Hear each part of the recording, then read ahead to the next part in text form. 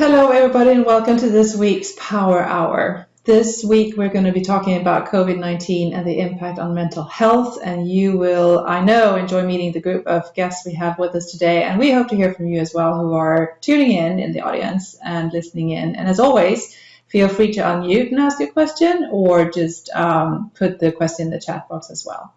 Just as a reminder, the Power Hour comes to you from the Kanoff Institute for Physician Leadership at the North Carolina Medical Society Foundation. My name is Christina Natterdog. I'm here today with Aubrey Cuthbertson, my colleague, as well as Franklin Walker, who is our moderator, as always, for these sessions.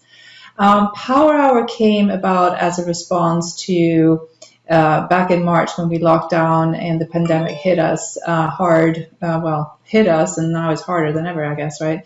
But Power Hour was a way for us to focus on what we could do rather than what we couldn't do. So this is a forum where we want to have conversation, we want to focus on collaboration, and above all, we want to focus on community. And we hope that you have had the opportunity to tune in before, happy that you're here today, and hope to see you also in the future sessions. Looking forward to today's session, and without any further ado, I'm going to hand it over to Franklin Walker. Just as a reminder, this is a recorded session as well, so you will also have the opportunity to listen to this later next week on our landing website for Kanoff Institute for Physician Leadership. So that's it for me. Over to you, Franklin. Thank you. Thanks, Tina. Welcome, everybody. Good to see you guys today. Today, we're going to interview panelists for behavioral health and how COVID is affecting their patients. Next time, we're going to talk about how it's affecting them. So today is going to be about the patients. So the first thing I'd like to do is go through the panel and have each one of my panelists tell us a little bit about yourselves and where you are practicing. So I think I'd like to start off with Jenny Byrne, please. Hey, everybody. Nice to see everybody here today. So I'm Jenny Byrne. I am an adult psychiatrist by training, and I currently work at CareMore Health, which is a national company. We focus on mostly Medicare and Medicaid. We do have a little bit of commercial business, and I have two jobs there. I'm their Chief Behavioral Health Officer, and I'm their VP for Clinical Excellence, which basically means that I oversee their other specialty programs like cardiology, pulmonary, renal, etc. Nice to be here. Thank you. Vinay Saranga. Hi, everybody. I'm Vinay Saranga. I'm a child, adolescent, adult psychiatrist. Been practicing here in North Carolina for, I think we're going on like 7 or 8 years now. But I have a private practice in Apex with my wife, who's a geriatric psychiatrist, as well as I'm medical director of Easter Seals UCP, which is basically a community mental health organization that has several. We have several locations in North Carolina with multiple services, including outpatient, group home, intensive in-home. They also have a presence in Virginia as well. But I primarily oversee the outpatient side of things here in North Carolina. Super. Thank you, sir. Michelle, can you tell us about where you're practicing? Yes. So my name is Michelle Kim. I am a family nurse practitioner, and I currently practice with Cherry Hospital. We are a division of the Department of Health and Human Services. Sorry, we are a tertiary psychiatric facility, and the main patients that we treat are typically patients who do not have any type of health insurance. I previously practiced in geriatrics, and currently I am on the geriatric psychiatric unit, and I also do the female unit as well for the psychiatric patients. So thank you. Thank you. Robin Jordan, good afternoon. Welcome. Please tell us about yourself and where you're practicing. All right, will do. Thank you, and I'm excited to be here. So I am a psychiatrist and addiction medicine specialist, and I'm at UNC, in the Department of Psychiatry. I run UNC's addiction medicine program and started our addiction medicine fellowship. The patients we see, we now have, it's new, that we have a addiction consult service, so at Chapel Hill, and then our clinic population is patients pretty much statewide. Yeah, and telemedicine has definitely facilitated that, but we see patients all over. About 60% of our population is uninsured. I mean, we primarily see addiction patients with substance use disorders. I think that's probably about us. Okay. Thanks, Robin. Okay, thank you guys for all your introductions. So now I want to get into the main thrust of what we want to talk about today is how COVID has affected your patients, okay? So the first thing I want to talk about is how it's affected your clinical workflow.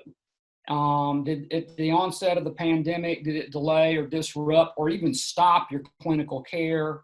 And what steps did you take maybe to get those back to some degree of normalcy and i.e. leveraging telehealth? So Jenny, I'm going to come back to you and let you start us off with that question, please. Sure. So CareMore, given that we're national, we are mainly primary care focused, but we do have behavioral health. So when the pandemic hit, the company is most populated actually in California. We went all virtual. So we got our behavioral health team. We had about 50 people across the country. We got them all virtual in 1 week. And then we got our primary care all virtual in 2 weeks. So it was a huge undertaking of the organization, but I was very proud about how we managed to accomplish that. So we felt like we pretty seamlessly went virtual, including things like how do you do wound care virtually? We tried to pull that off. How do you do INR checks virtually? How do you do a lot of things which are very hands-on? And we learned a lot. We're back in the clinics now, but we did go all virtual across the country in about 2 weeks. It was quite a shift. Yeah, that's very impressive. What is your telehealth platform that you guys are using at CareMore? That's been a little bit of a sore spot. We didn't really have a solid platform, so we bounced around between a couple things. We have landed on Doximity as a short term, but we are looking at something that's better integrated with our EMR, probably like the second half of the year, because we are planning to stay virtual, maybe like 30%. Sure, great. Thank you for that. Vinay, can you tell us about how your workflow was affected initially? Yeah, I mean, similar to what Jenny was saying, I worked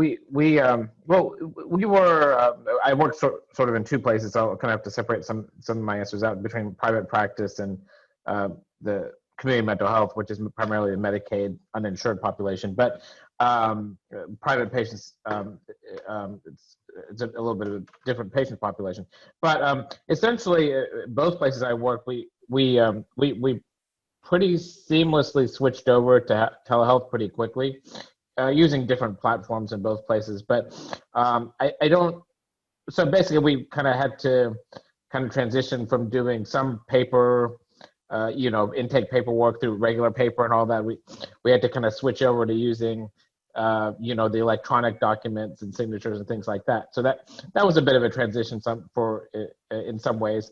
But overall, in my private practice, we were doing a little bit of telehealth already, so we kind of expanded that, and we had to really pretty much all of our patients, and it was a bit of a trial and error as far as trying to find what platform would be the best for everyone. There were different. When the pandemic started, there was all sorts of things being used, Zoom like we're using now, Skype for business, Doximity, as Jenny mentioned. There's also one called Doxy.me.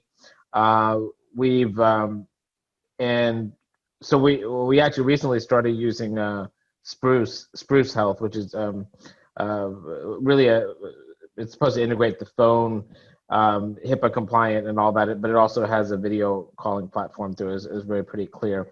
So yeah, I don't think it necessarily disrupted our clinical care a whole lot. It was more about transitioning everyone from having face-to-face appointments to doing virtual appointments. Sure.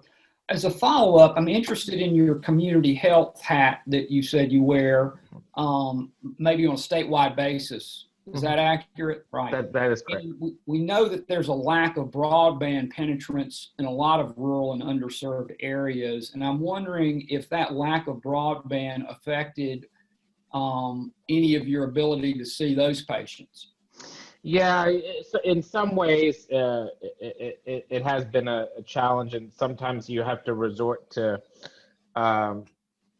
ideally you want to have the video, at least virtually being able to see the patient. Sometimes, for various reasons, you may not be able to have a video part, but you kind of end up settling for just the audio and phone, and that's kind of been also a challenge in the elderly population too, that may not be as tech savvy and able to kind of log on to these different platforms, and may have some challenges. So we kind of end up settling for just a phone call, which is kind of the best we can do at this point to keep everyone safe.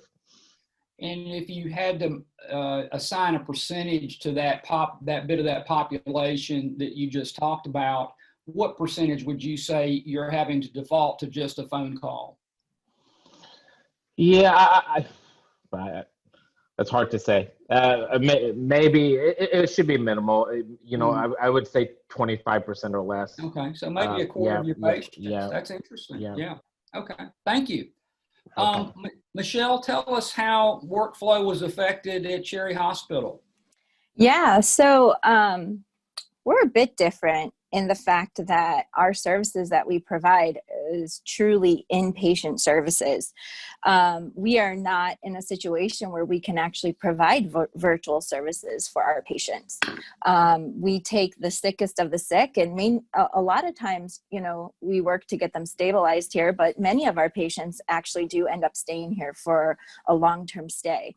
So for us, initially when the pandemic hit, it seems like our hospital kind of went through phases with just how we handled things. And obviously, since we are the Department of Health and Human Services, administration was privy to a lot of talks at an administrative level that obviously I was not privy to. But, one of the processes that they started as soon as the pandemic hit was we did kind of hold off on admissions just so that we can get ourselves organized, so that we can keep our patients safe. We can figure out what to do with staff so that we can get the staff safe.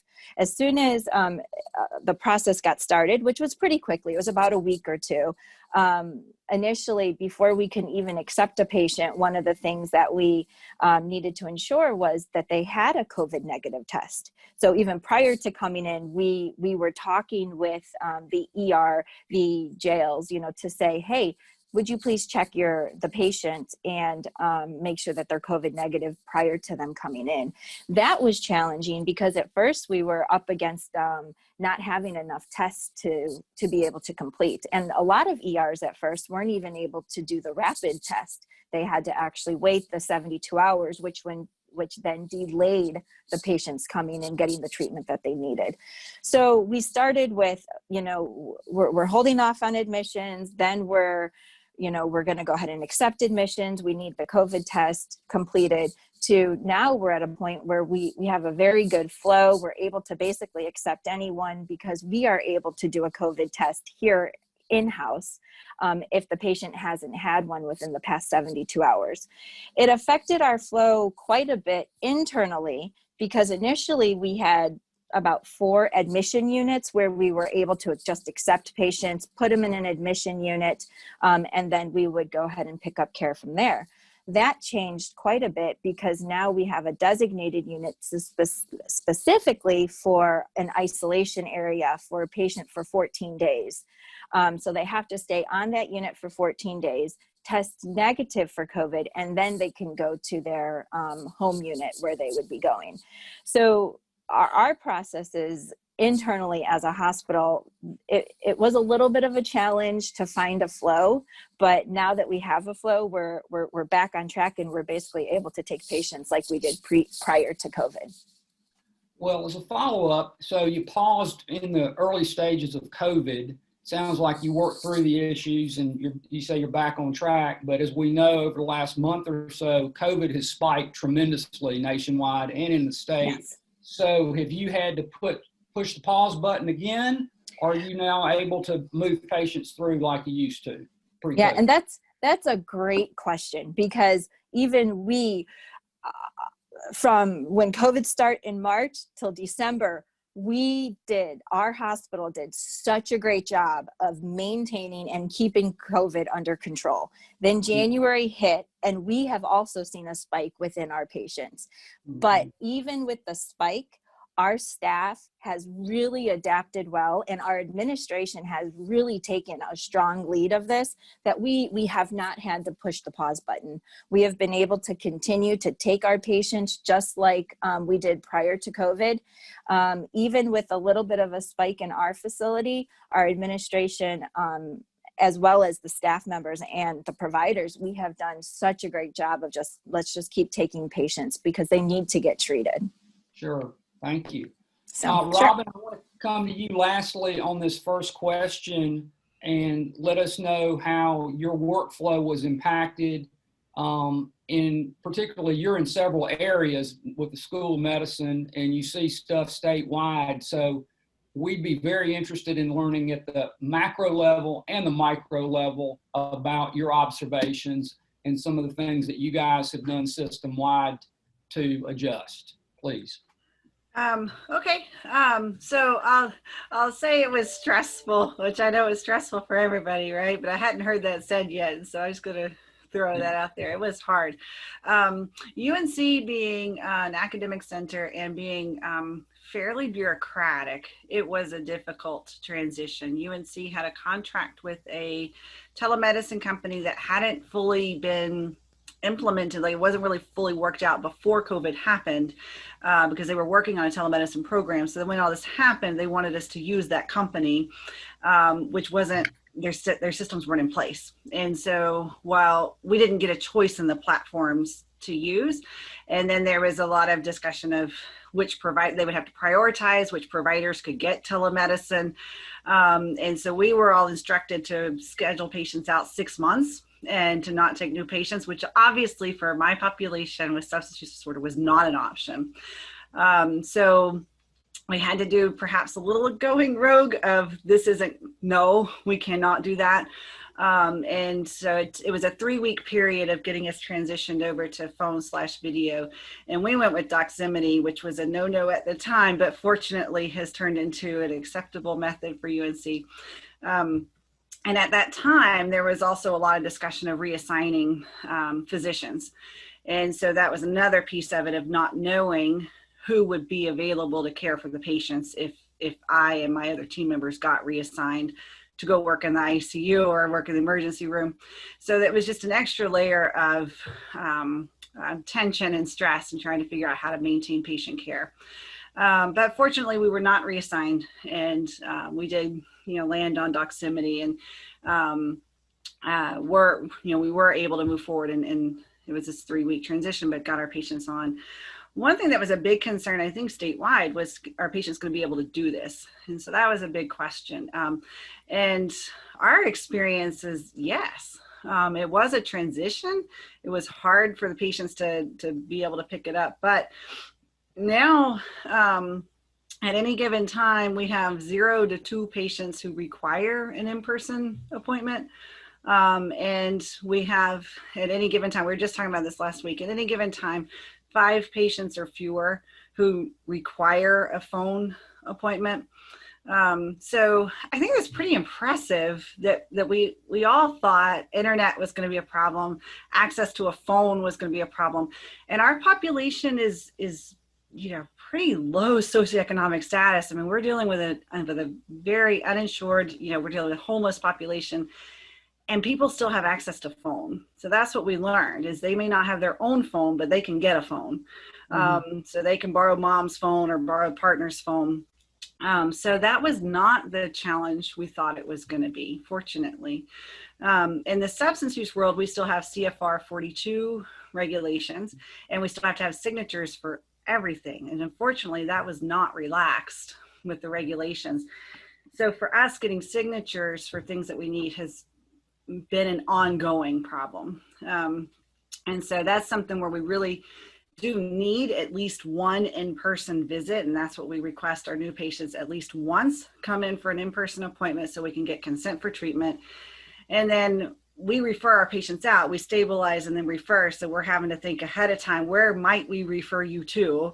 So we can go ahead and get consents to talk to all of those places. So we're trying to do a lot of that in the beginning.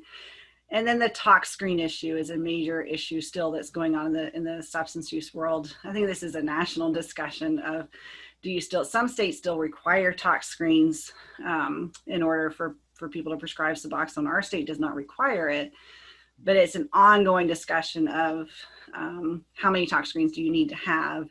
What if a patient never comes in for a tox screen? So that's an ongoing work in progress for us. We look for places closer to patients' home because now our patients are all over the state. So we're trying to find facilities closer to home where they can do tox screens. But that's just our ongoing challenge. But we anticipate we will remain virtual. UNC is anticipating that the psychiatry department and us will remain virtual. There's no plans of us reopening at this time. And then we envision we'll probably remain at least half, if not more, virtual moving forward because it's just worked so well. The patients like it, we like it. So, then it'll be a decision or a discussion of who we require to come in person. So I don't know, Franklin, did you have other questions? I have one as a follow-up. Yeah, I want to ask you one thing, Robin. So you mentioned in all that you anticipated it'd be difficult for the patients, but not so much. Do you keep records of patients that fall off the treatment? And so do you think, or do you know that it was more significant that you may have lost them through attrition due to all this at a higher rate than you normally would? So I don't think so. I think the bigger problem we're seeing is the rise in substance use and the severity of substance use. And so that's the bigger problem, but I wouldn't say that there's been problems with follow-up because of the transition to telemedicine. I think psychiatry and addiction is just such a natural fit for telemedicine. We don't have to touch our patients. And our patients don't want to be touched. So I wouldn't say that part was the problem. Yeah. Okay. Thank you. Jenny, I want to come back to you and ask about CareMore since you guys are operating on a national basis. I looked at your footprint yesterday. You've got a big footprint over there in the Southwest, California, you mentioned earlier. And I wanted to get into a discussion about the geographic differences maybe of how patients might be affected in your different geographic regions.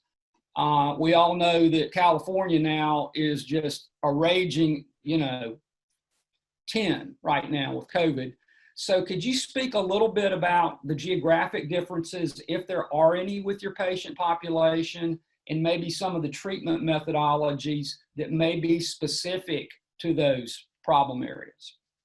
Yeah, it was fascinating to watch. You watch on the news and you would see parts of the country flare up and then another part flare up. And I think what we saw followed the trends nationally. So actually our first hotspot was in Texas. We had that very early on, we had a hotspot. And then in Vegas, we had one early. And then you saw some in California over the summer, and then it kind of quieted down. And I'll tell you one thing to take away from today. North Carolina compared to California right now, I mean, it's not great here, but it's like war zone in LA. I think it's finally turning the corner, but my clinicians there, I mean, there are patients in hallways and gift shops and outside, and the doctors get sick despite all the precautions. I've had a lot of colleagues get sick. Luckily, they've all recovered.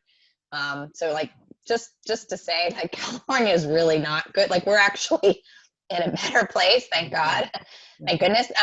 So what some of the interesting things that have come up, I would say, like with the different geographies, the interplay between culture and medicine, especially with the backdrop of racial injustice issues all summer, like that interplay has been fascinating.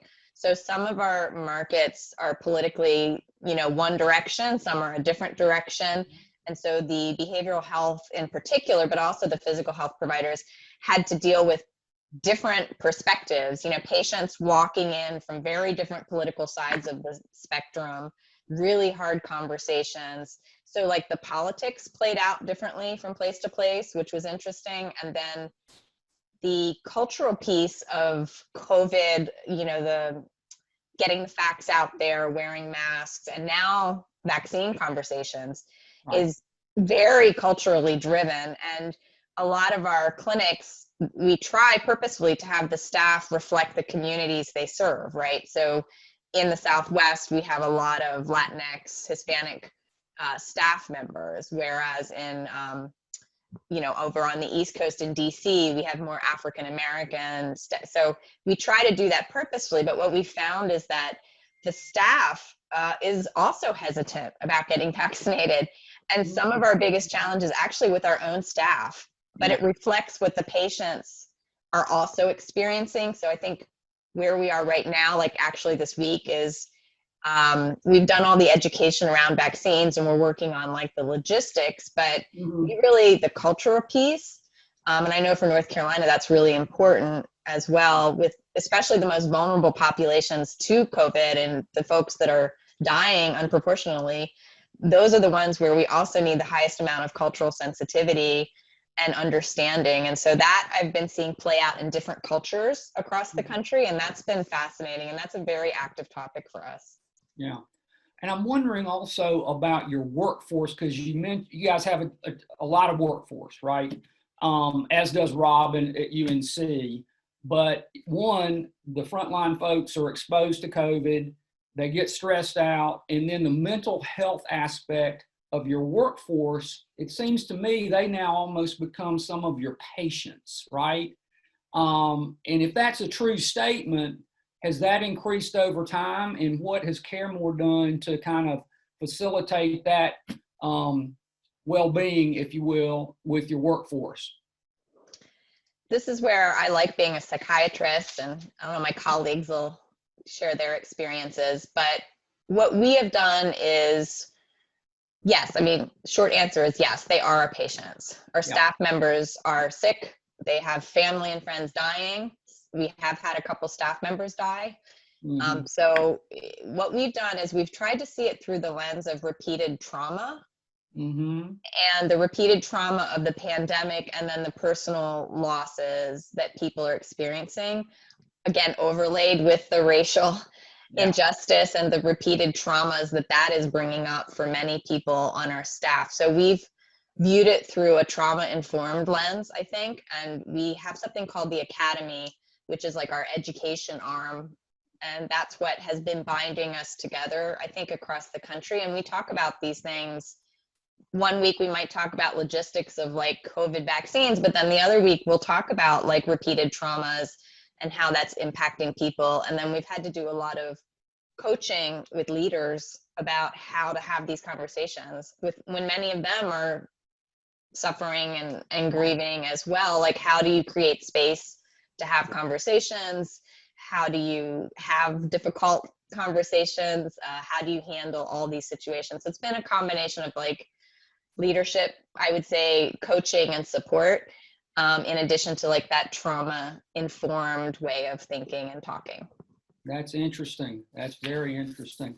Vinay, I'd like to come to you next and tell, I've visited your website in preparation for today, and I like it.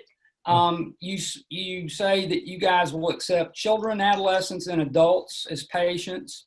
I'd like to know how in your practice and maybe in your community health work, you've seen COVID affect those buckets, different buckets of patients. Has there been any variation, say, in how it might affect kids if their parents were sick, or is there anything there? Yeah, I mean, I think there's multiple facets to how it's affecting the the children and teenagers. And thank you for visiting my website, Franklin. You've done your homework on all of us, I think. So thank you for that. But obviously with children and teenagers, the kind of one thing that initially obviously was the change to virtual online school. So that's obviously had its challenges in different ways, kind of depending on the age of the child. I mean, particularly younger kids. I'll say young elementary school age kids. It's really, if any of you on the call have younger kids, it's hard to maintain their attention on a computer screen for a long period of time. So there's some challenges to learning for the younger elementary school kids through that way. But obviously we got to do it to maintain everyone's safety and all that. But the teenagers, their attention span is a little bit better, so they're usually able to focus a little bit better.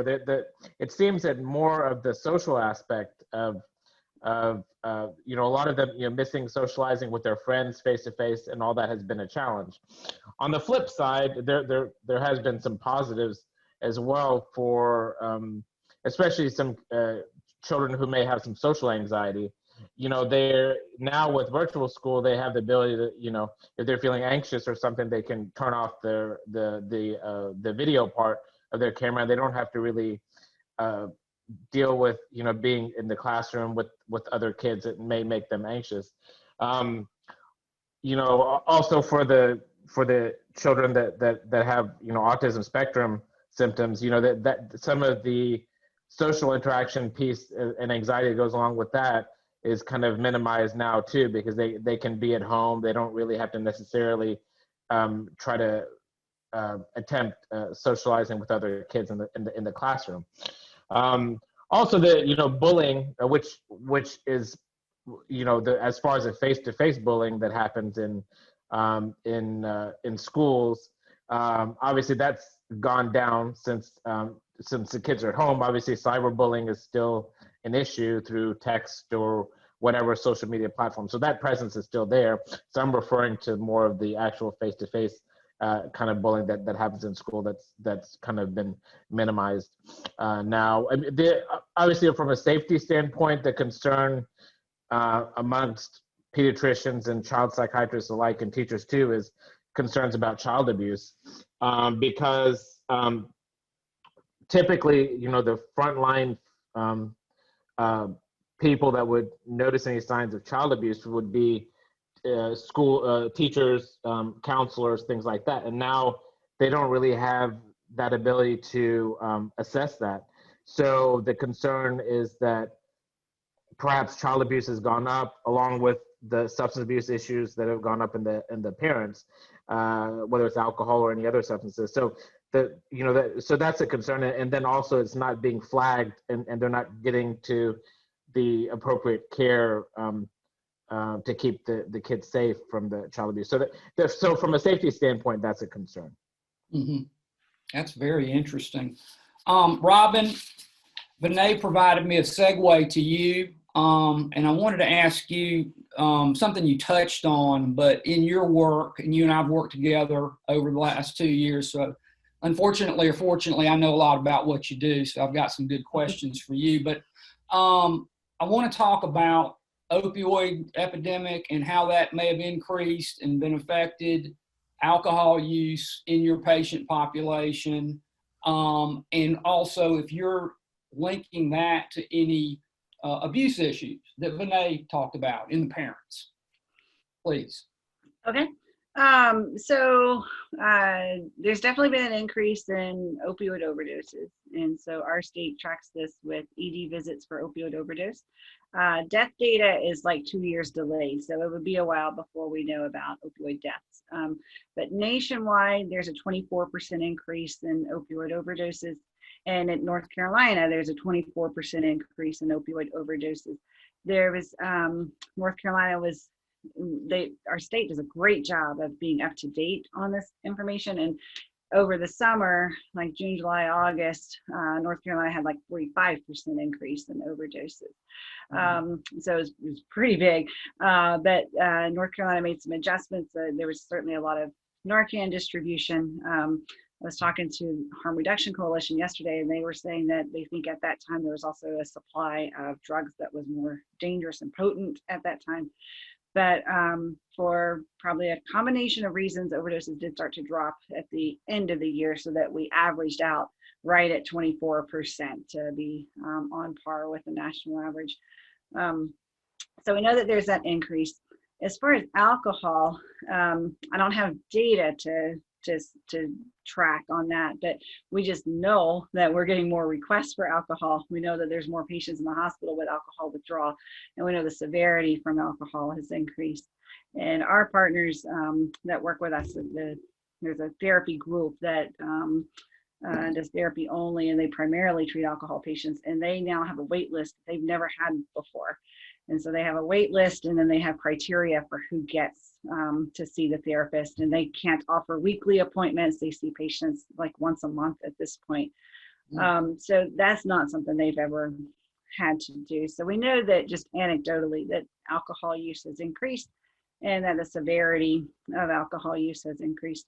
Now, it's an interesting question, Franklin. One honestly I've not thought about is this increase in alcohol use reflected in child abuse, and so I don't know the answer to that, and I don't know if anybody's looking into that, but I do think that's a very interesting question. You would think there'd be a correlation at least at some point. Well, thanks, Robin, for that. Michelle, I want to come back to you now, and I visited the new Cherry Hospital, I want to say a couple of years ago when I came down to see you, and it was pretty new. It was very impressive. But, you know, you guys have a lot of folks together, right? And yes. So, and we've heard since day one about prisons and congregate living and all this sort of stuff. So how have you guys, how's the timeline transpired since COVID started? How have you what's happened? How have you dealt with it? And where are you now in all of that? Sure. So that's a loaded area, I think, to talk about for sure. But again, I think Cherry Hospital as a whole, that we do a fantastic job for our patients. One, you know, I will digress for a second and say that, you know, I spoke earlier that our process for when the patient comes in kind of shifted a bit. And, you know, initially a patient goes to a unit for 14 days and then gets retested. And from a psychiatric perspective, they get to a unit and they get used to that unit. And now after that 14-day process, they're changing to another unit. And sometimes we're running into some issues with that aspect. You know, most of our patients are here for 3+ months because they're very ill. And few things that the patients love to do. One, they love mealtime. They love hanging out with each other. You know, it's not uncommon to see patients sitting at a card table playing cards with each other. Going outside, that is so important for their mental health. It's also important for physical health too, getting them up, getting them moving, going to the gym, going to our health and wellness clinic. And initially we did put a pause on some of that activity. It wasn't for the entire time with COVID. It was just, we paused it enough to kind of figure out what we're going to do and how we're going to get the patients to doing all these activities safely. So a couple of things that we do struggle with as a hospital, but we're also good as staff to remind our patients, wearing a mask. For us, we are healthy. We, you know, when we go outside, we wear a mask and we understand the importance of it. But trying to convince a mentally ill patient that wearing a mask is important is not that easy. So, you know, some of the things that we do to encourage our patients to wear a mask is we do have incentives. We have programs where, oh, you were caught wearing your mask, you get a special treat or something that the patients wouldn't otherwise have. But we've ran into some situations as COVID has increased where getting your geriatric population to wear a mask is just very, very challenging. A lot of them will have psychiatric illness as well as dementia or Alzheimer's. And, you know, we have found that the units where they're not wearing the mask as they should be, despite the fact that staff has, you know, reinforced that concept, we have found that those patients do spread COVID much quicker. And we have run into a few situations where, you know, we've had specific units that, you know, have had outbreaks. Again, though, our medical staff is well trained, and immediately we mitigate that situation, and we contain it and we control it, and we've done a great job of doing that. But wearing a mask is definitely one of the issues, and we are reinforcing that every day. The other thing, mealtime. Our psychiatric patients love to eat their food. Some of them are just comfort foods. Well, staying 6 feet apart while you're eating the foods. Eating a meal is considered a very dangerous thing during COVID time. You would never think of that outside of COVID. But, you know, just reinforcing to the patients, guys, you got to sit 6 feet apart. You have to, you know, maintain that distance so that you can maintain your health. Socializing, I mentioned gym time, outside time, health and wellness clinic. This is all so important to the patients. A lot of patients like to play basketball, but playing basketball in a mask with a psychiatric illness is not always the easiest thing to do. So really just reinforcing, wear your mask, wait 6 feet apart, wash your hands. That's been a bit of a challenge for us, for the staff, because it feels like we're constantly hounding on the patients, but we're finding that the more we do it, the more they're becoming compliant with all the things that we know will minimize the spread of COVID. And then, you know, going into the vaccines, I think that even a lot of healthcare providers who are healthy, who, you know, we read the side effects on the vaccines, we know the efficacy, we know the safety around it, but even us, we have some fears and we have some hesitations to it. Now trying to convince psychiatric patients that these vaccines are safe, you know, and just trying to help them talk about those fears and that anxiety, but then showing them the safety. It's becoming a little bit of a challenge, especially in the geriatric population. We did just start the phase of vaccinating our geriatrics, but one of the things that we were running into is obtaining consent. Because we not only have to obtain the consent on one vaccine, but now we have to obtain it on a second. And it's not as easy as just picking up the phone and getting the guardian on the phone. Because a lot of our patients' guardians are just, for some reason, not as present as we would like for them to be. Right. So. That's a lot of information. Vinay, I want to come back to you. I'm watching our time here, and I know you've got to get out for another meeting. So I want to give you an opportunity to answer this next question. And Michelle kind of gave me a nice segue about vaccine hesitancy within your patient population. And again, I'm thinking about your practice, the whole practice, and who's in 1A and B, et cetera. Your wife, who's a geriatric psychiatrist. So I'm assuming, maybe incorrectly, that you've got a certain subset of your practice population that's either getting their vaccines or getting ready to receive their vaccines, maybe including you and your wife. And vaccine hesitancy is a thing. There's a large degree of folks that are just very hesitant about getting this for one reason or another. How have you chosen, or what are your strategies about dealing with vaccine hesitancy within your patient population? Well, you know, so I, unfortunately, I don't know if I'm the best person to answer that question, only because I'm most primarily seeing children and teenagers in my practice, and obviously the you know, that hasn't been rolled out yet for that population, except for I think they're doing some clinical trials now for teenagers. But no,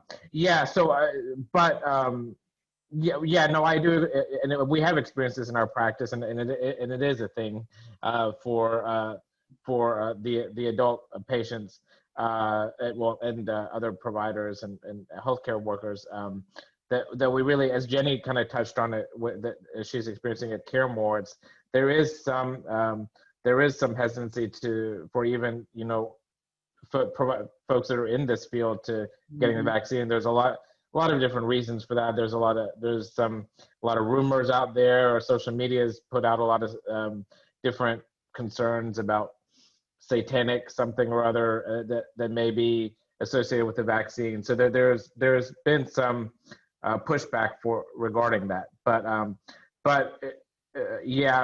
my wife and I did. Speaking to ourselves, we did. My wife had both her shots and I had one. So, but yeah. So, but unfortunately, to answer the rest of your question, I'm really not at liberty to say this because I'm not particularly working with the adult patients. My wife mostly sees the adults. Okay. Well, that's fine. Thank you. No problem. Jenny, I do want to come to you next. And again, I'm thinking about your national reach here. So I'm real interested, as our guests are, I'm sure, about hearing what you're doing nationally and what you might be doing in Las Vegas versus LA versus North Carolina in terms of addressing this hesitancy thing. So I think where we're at right now, we're still working on the logistics of getting shots to our patients, but for the hesitancy issue, I think we're just at the beginning of the road, to be honest with you. And there's some really big elephants in the room to call out. So I think as a leadership group, we're trying to figure out the most appropriate and sensitive way to do that. We also and some of you on the call may be in the same situation. I know Robin said at UNC, like, we are under Anthem. So we are owned by Anthem. So in terms of like these sensitive issues, we can get our hands slapped too by our parent company, Anthem, who may have stricter rules about what you can say and what you can't. But like Robin, we kind of err on the side of doing what's right, and then we get our hands slapped if necessary. But what I think is helping me right now is really listening to my colleagues who are comfortable and wanting to talk about it, who come from different backgrounds and cultures and geographies. So I was on a call yesterday with some leaders who are from African American community in Memphis, and I had someone from Hispanic in Arizona. And so like they started to talk about their community and the experience of medicine in that community and how this vaccine is playing out, and what because the patients come to them, right? Because they see them as someone from the same community. So they'll sometimes outreach like our community health workers first. They won't talk to the doctor if the doctor doesn't come from the community. They're going to talk to the community health worker. So we really have to hear from them. Sometimes the community health workers are the ones that really understand how to do this. And what I'm hearing is that it really comes down to people you trust. Mm-hmm. And if enough people you trust encourage you to get vaccinated, that's the most likely way you will. So who do you trust? Sometimes it's your doctor, but honestly, most of the time, it's going to be somebody from your community. And then if you hear that message reinforced by a family member or someone from your church or someone else in your community that you respect, that's probably most likely to get you vaccinated. So I think our angle is going to be, we do have good community relationships, but maybe we have to deepen that right now and really tie into what the community is doing. And use them as a trusted figure that we can kind of get that like trust transference over to us in the clinic so we can get the shot in their arm. So I think that's where we're going. But as I said, just to be honest, we're just at the beginning of the road. We're at the beginning for sure. Are you starting to see, or have you seen any trends that the delta of hesitancy, if that can be used as a term, is greater in, like I said, California versus North Carolina? Yeah, it's greater in California, I'd say Arizona in particular, and DC. Those, Memphis, I think those have been our greatest hesitancy. And what I said before is like our staff members don't even want to get vaccinated, even though they've had family members die of COVID. It's not like they have misinformation. It's really and I also learned that many of the same people don't want to get the flu shot. And a lot of our staff who don't want to get the flu shot aren't going to get the COVID shot. So it's actually not just COVID related. Yeah, okay. I do have a chat question for the panel. So Jenny, you stay there. I'm going to let you take this first. I'd be curious about whether our panelists think the longer term treatment rates for people with SUD will rise or fall post-COVID. For example, does use of telemedicine have a lasting effect to increase treatment rates? Thoughts? I'll jump in first. I mean, to me, it's an absolute yes. I think telemedicine, this is a long time coming. Like Vinay said, I mean, I've been doing this. I had a private practice in Chapel Hill. I did this for 10 years. I think the fact that it's finally become mainstreamed, I do firmly believe that telemedicine, and not just video, like all of the remote monitoring that's coming, all of the other ways to communicate that are coming at us, I think this has fundamentally transformed how we deliver care in everything, but in particular in psychiatry and substance use disorders. And I think I was a buprenorphine prescriber as well. And I remember like having these situations with patients where I really wanted to do telemedicine, but I couldn't. I was just bound by the rules, and I didn't want to put my license at jeopardy, right? So I remember those days, and I'm so excited to see that we're finally getting out of the box a little bit on that.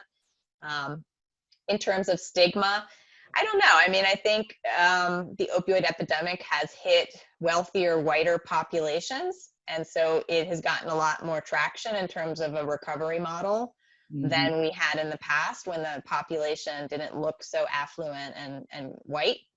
So I think it's gotten a lot more attention. Opioids has helped us, quote unquote, in that way around stigma.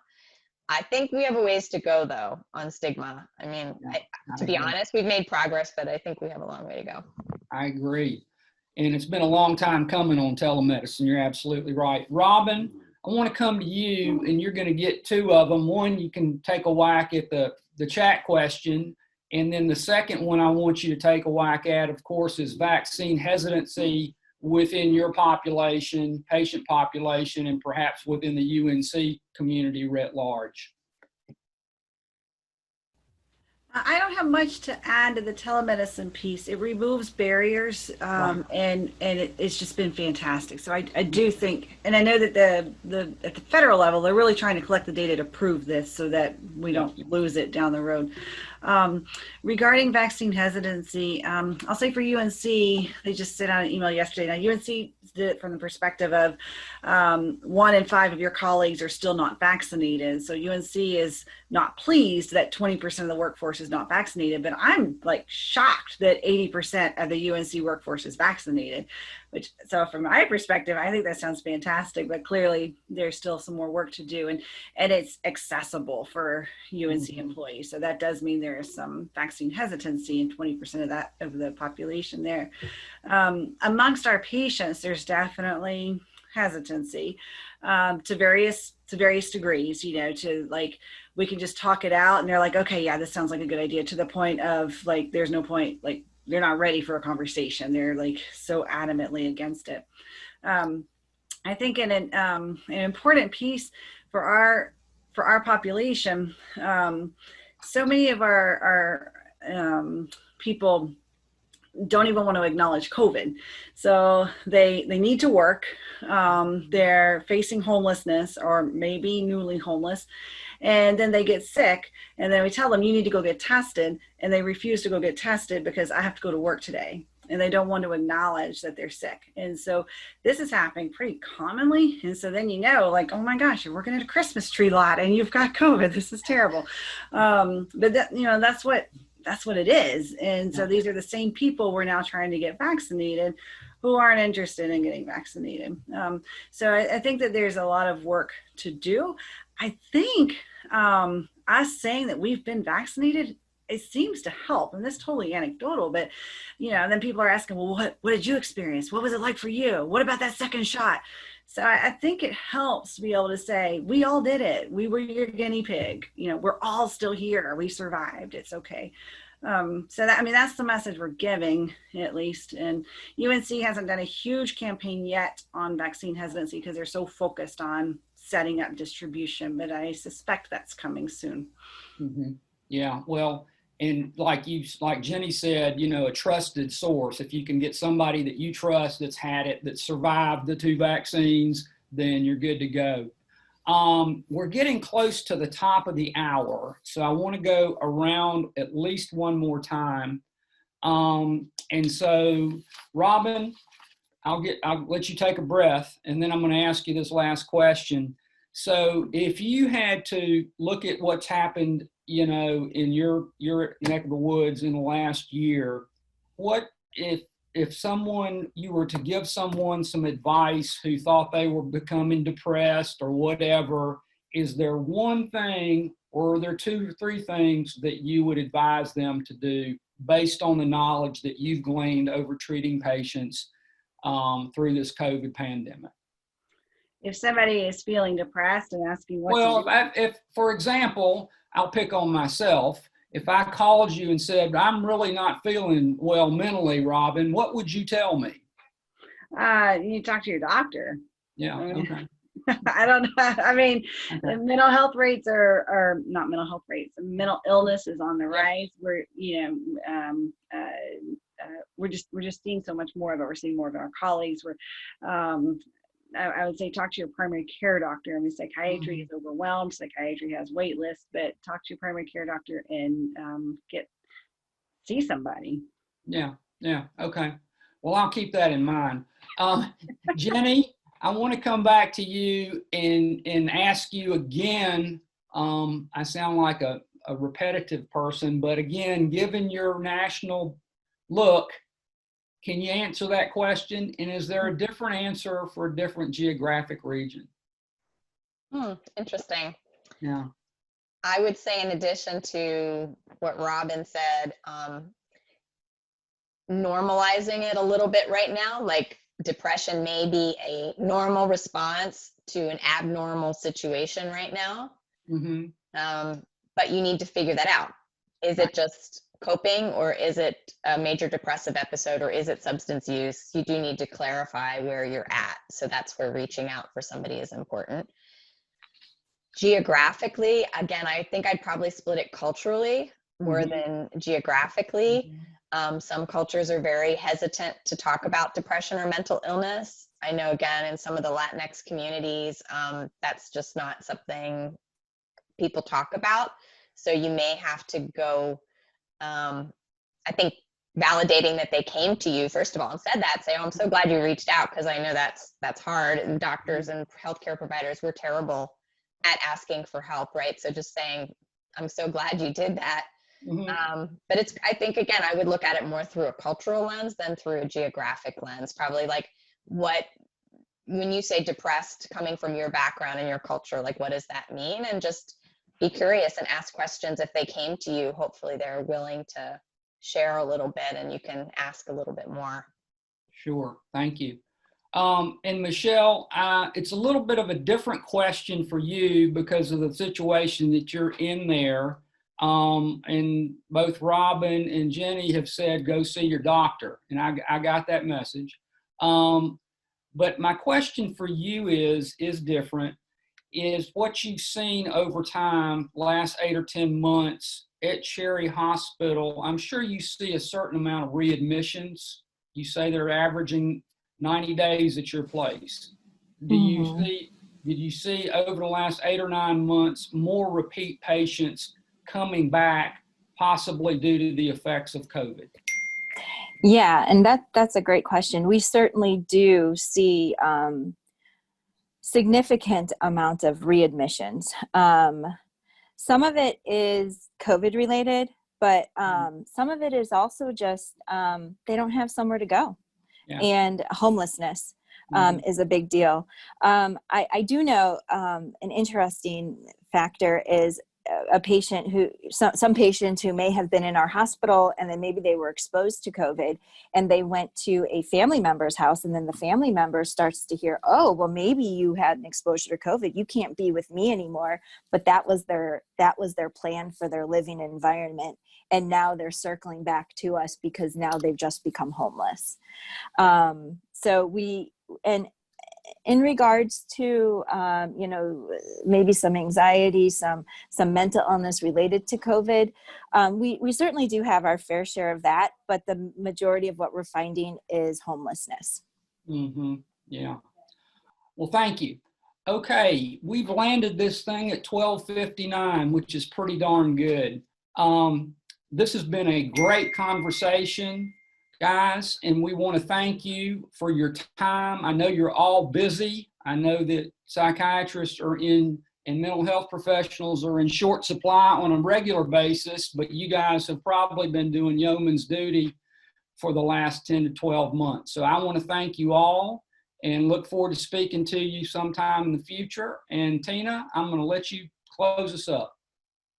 Thank you, Franklin, and thank you so much to our guests today. This has been a wonderful conversation, and it's so important that we revisit this talk again and this topic. So thank you for taking the time. Thank you to those of you who listened in today. And if anyone who's listening to this later or have any questions, please feel free to send that to us, and we'll make sure our guests also get part of those questions. So this wraps up to this week's Power Hour. We hope to see you again in 2 weeks. As Franklin mentioned before, we're going to keep talking about this topic, but we're going to focus in on more of the providers themselves and a year in, basically, how we're doing today. So thank you so much. Have a wonderful weekend. I do hope everybody get a time to breathe, and hopefully where you are, there's some sun, and hope to see you soon again. Thank you. Thanks, everybody.